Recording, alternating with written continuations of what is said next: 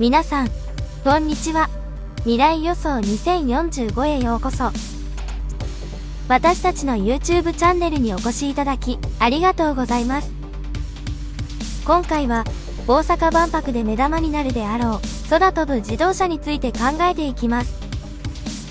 2045年という未来の世界を想像してみてください。技術の進歩が著しく、私たちの生活は大きく変化しています。このチャンネルでは、未来のトレンドや予測、革新的なテクノロジーについてお届けします。空飛ぶ自動車が実現し、普及するにはいくつかの要因が必要です。今回の動画の内容。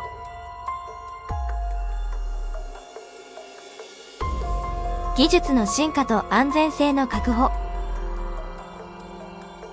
空飛ぶ自動車の技術の進化と安全性の確保は、未来の交通手段としての実用性を確立する上で、極めて重要です。この分野において技術の進歩がなされ、同時に高い安全水準が確保されることで、一般の利用者にとって魅力的で、信頼性のある移動手段となり得ます。まず、航空機と自動車の組み合わせに伴う、新しい技術の研究と開発が不可欠です。これには、飛行能力と地上移動能力の双方を統合するための制御技術や、センシング技術、エネルギー供給システムの向上などが含まれます。航空機の安全性や制御システムの信頼性を確保するための革新的なアプローチが求められます。さらに、自動車部分においては、自動運転技術や通信技術の進展が必要です。これによって、空飛ぶ自動車が周囲の状況を正確に把握し、他の車両や障害物との連携を確保できるようになります。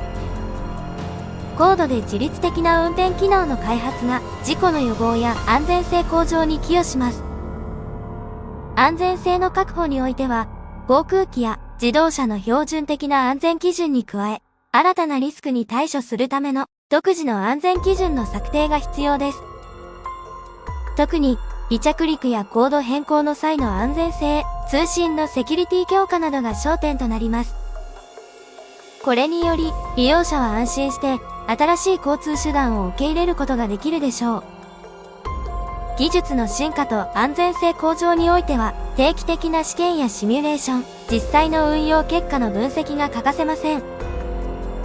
これによって、問題点の発見や改善が迅速に行われ、システム全体の信頼性が確立されます。また、新しい技術を導入する際には、それに対応するトレーニングや教育プログラムも整備されるべきです。法的規制的フレームワークの整備。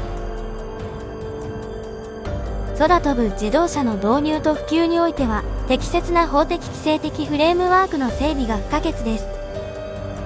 この新しい交通手段には、航空機と自動車の組み合わせに伴う独自の法的課題や安全基準が存在し、これらを解決するための包括的かつ適切な法的枠組みが整えられる必要があります。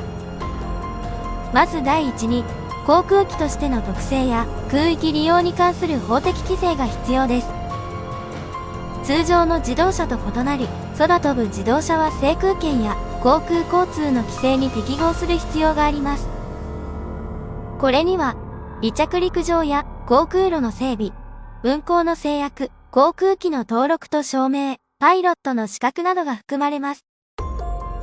これらの要素を考慮した法的な基準が整備されることで、航空機としての適切な運用が確保されます。同時に、自動車部分に関する法的な規制も重要です。自動車の道路交通法規に加え、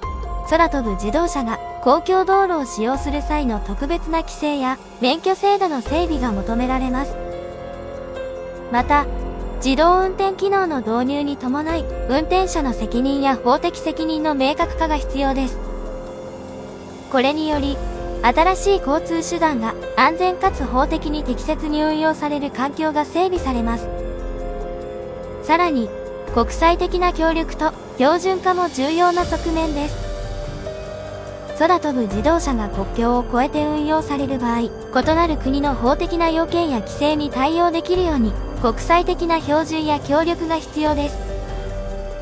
これによって、国際的な交通インフラの整備や、異なる法域での一貫性が確保されます。法的規制的なフレームワーク整備においては、産業界、政府、学術界などのステークホルダーが協力して進めることが不可欠です。適切な法律や基準の策定には、技術の進化に迅速に対応できる柔軟性が求められます。また、公共の安全性や利用者のプライバシーに対する配慮も十分に考慮され、規制の整備が進められるべきです。インフラの整備。空飛ぶ自動車の普及に向け、適切で効率的なインフラの整備が極めて重要です。この新しい交通手段を安全かつ効果的に利用するためには、専用の離着陸場や充電施設などのインフラが必要とされます。まず、離着陸場の整備が不可欠です。これは、空飛ぶ自動車が安全かつスムーズに離着陸できる場所であり、都市部や交通の要所に設けられることが考えられます。離着陸場は十分な広さと安全基準を満たす必要があり、周辺環境にも調和した配置が求められます。これによって、利用者が便利かつ迅速に目的地へ到達できる環境が整備されます。次に、充電施設や給油設備が重要です。電動の空飛ぶ自動車はエネルギー供給が欠かせず、これをスムーズに行うための充電ステーションが必要です。また、燃料電池を利用する場合には、水素供給設備も必要となります。これらの施設は広く分布し、長距離の移動にも対応できるよう、戦略的に配置されるべきです。インフラの整備においては、地上との連携も考慮されなければなりません。公共の交通機関や自動車との統合が円滑に行われるよう、適切な通信インフラや交通誘導システムが整備されるべきです。これによって、空飛ぶ自動車と他の交通手段との調和が図られ、交通の効率が向上します。さらに、空飛ぶ自動車の利用を考える上で、周辺環境への影響を最小限に抑えるための配慮も重要です。騒音や振動、空気質の保全などが考慮され、地域社会との調和が図られるべきです。これには、インフラの建設や運用において、環境配慮型の技術や手法の導入が含まれます。また、スマートシティやモビリティハブなど、地域全体の持続可能な交通インフラの構築も注力すべき課題です。これによって、異なる交通手段が調和して利用され、都市部の混雑緩和や効率的な移動が実現されます。コストの低減。空飛ぶ自動車の実用化と普及において、重要な要素の一つがコストの低減です。これは技術の進化、生産効率の向上、そして市場競争によって達成されるべき目標であり、様々な側面からアプローチされます。まず、技術の進化がコスト低減に寄与します。新しい素材や製造プロセス、省エネルギー技術などの革新的な進歩によって、製品の製造コストが削減される可能性があります。また、先進の制御技術やセンサー技術の発展により、航空機や自動車の部品の小型化や統合が可能になり、これが総合的なコスト低減につながります。生産効率の向上も重要なポイントです。大量生産においては、製造プロセスの合理化や自動化が不可欠です。これにより、作業時間の短縮や作業の効率向上が実現され、コストを効果的に低減することができます。同時に、供給チェーン全体での効率改善も考慮されるべきです。競争の激化もコスト低減に寄与します。競争が激しくなると、企業は製品のコストを抑えつつ、高品質を維持するために積極的な努力を行います。この競争によって、サプライヤーからの部品調達コストが低減し、市場における価格競争が激化します。資金調達や補助金、投資などもコスト低減のための重要な手段です。政府や企業が研究開発に対して資金を提供したり、製品の導入を促進するための補助金や税制優遇策が整備されることで、新しい技術や製品の導入を後押しし、コスト低減に寄与します。また、空飛ぶ自動車の保険やメンテナンス、充電などのランニングコストも検討されるべきポイントです。これらのコストを削減するためには、信頼性の高い技術や部品の採用、長寿命の設計、維持管理の合理化が必要です。最後に、規模の経済効果もコスト低減に寄与します。需要が拡大し、生産規模が増大すれば、1台あたりの製造コストが低減する傾向があります。これには市場の成熟や普及が不可欠であり、市場拡大を見据えた戦略的な計画が求められます。一般の人々の受け入れ。空飛ぶ自動車の一般の人々による受け入れは、新しい交通手段が日常生活に統合されるために極めて重要な要素となります。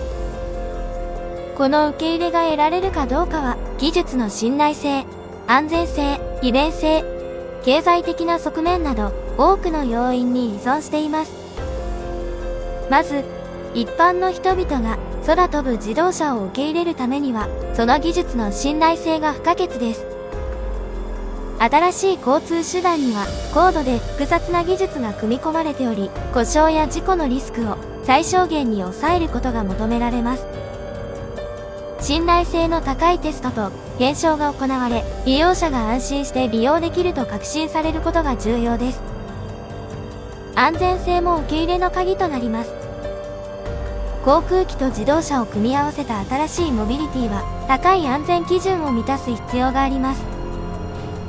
事故時の被害を最小限に抑え、十分な安全機能が備えられていることが、利用者の信頼を築くために不可欠です。法的な安全基準や規制も整備され、一般の人々が安全性に対して信頼を持てるようになるでしょう。また、利便性が受け入れに影響を与えます。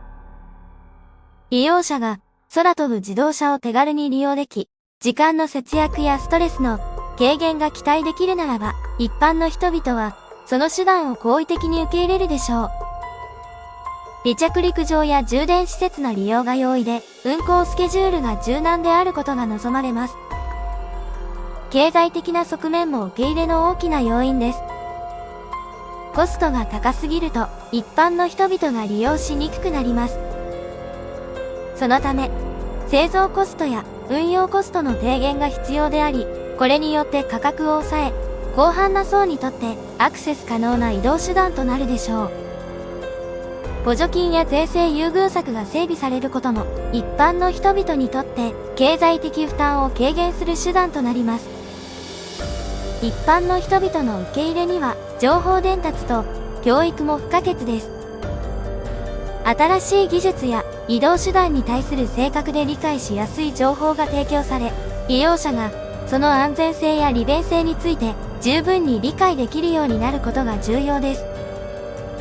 教育プログラムやデモンストレーションが積極的に行われ、一般の人々が興味を持ち、肯定的な評価をするよう促進されるべきです。最後に、環境への配慮も考慮されるべき要素です。一般の人々は、新しいモビリティが環境に対して有効的であることを望む傾向があります。エネルギー効率の向上や排出物の削減などが実現され、環境への影響が最小限に抑えられることが期待されます。エネルギー効率の向上。エネルギー効率の向上は、空飛ぶ自動車が実用的かつ持続可能な交通手段として成り立つために不可欠な要素です。この取り組みは、燃費の向上や持続可能なエネルギー源の活用など、様々な側面からアプローチされています。まず、航空機と自動車の組み合わせに伴う複雑な技術が要求される中で、エネルギーの効率的な使用が求められます。新たな航空技術や電動化による効率向上が進められ、エネルギーの無駄を最小限に抑えるための革新的な設計や制御システムの開発が重要です。これによって、1単位のエネルギーでより長い距離を移動できるようになり、運用コストを低減できます。また、エネルギー源においても持続可能な選択肢の導入が重要です。電動航空機やハイブリッド技術の進歩により、従来の石油由来のエネルギーに代わり、再生可能エネルギーを利用することが可能となりつつあります。太陽光発電や風力発電などの再生可能エネルギーは、環境への影響を最小限に抑え、エネルギーの持続可能な供給を提供できます。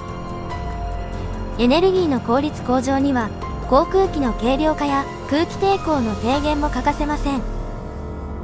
新しい素材の採用や空力デザインの最適化により、航空機の重量を軽減し、エネルギーの無駄を削減できます。これによって、離着陸時や飛行中のエネルギーの効率的な利用が実現され、航続距離や飛行時間が向上します。さらに、エネルギーの回収や再利用も注目されています。例えば、着陸時に発生する制動エネルギーを回収して電力に変換するシステムや太陽光発電を搭載して飛行中にエネルギーを補給するテクノロジーが開発されています。これによって運航中にもエネルギーの損失を最小限に留め効率を向上させることが期待されます。エネルギー効率向上においては航空機自体だけでなく航空機の地上設備やインフラにおいても取り組みが必要です。エネルギー供給のインフラ整備や充電ステーションの設置、効率的なエネルギー管理システムの導入が重要です。また、これらの取り組みは地域や国レベルでの協力が不可欠であり、国際的な標準化も進められるべきです。空飛ぶ自動車の実現について、空飛ぶ自動車が実現するには、技術の進化、安全性の確保、インフラの整備、コストの低減、一般の人々の受け入れ、そしてエネルギー効率の向上など多岐にわたる課題に対処する必要があります。これらの要素が組み合わさり、総合的なアプローチが取られることで、未来の交通手段としての実用性や持続可能性が向上します。まず、技術の進化が鍵となります。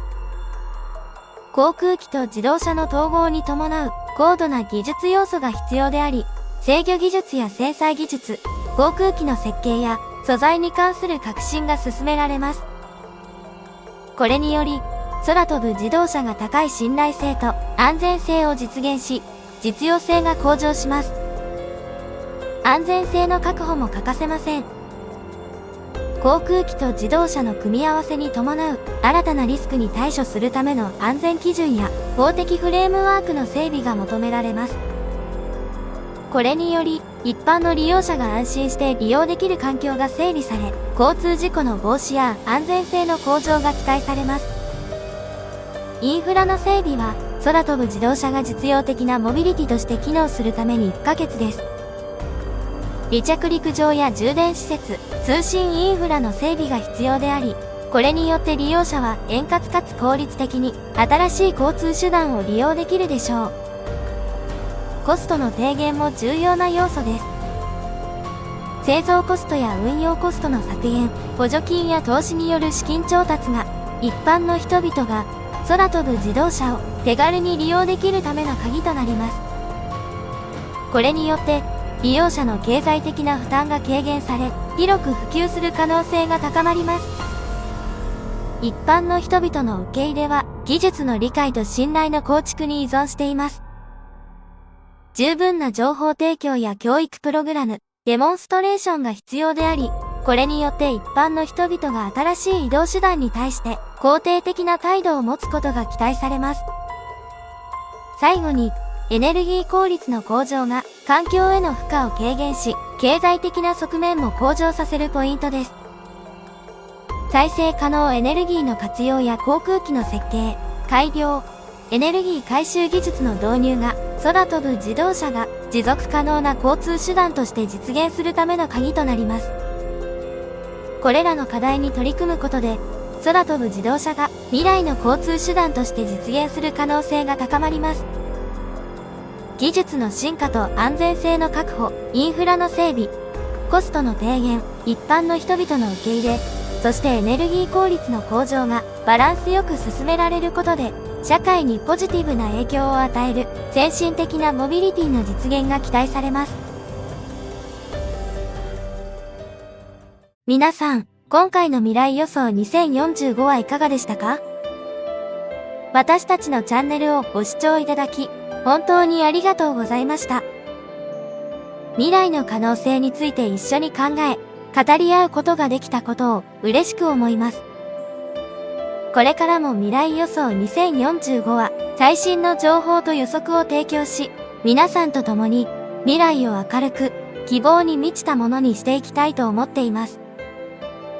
引き続き未来予想2045の応援をお願いします。少しでも未来予想2045に興味を持っていただいたら、ぜひグッドボタンとチャンネル登録をお願いします。最後までご視聴していただいてとても嬉しいです。ありがとうございました。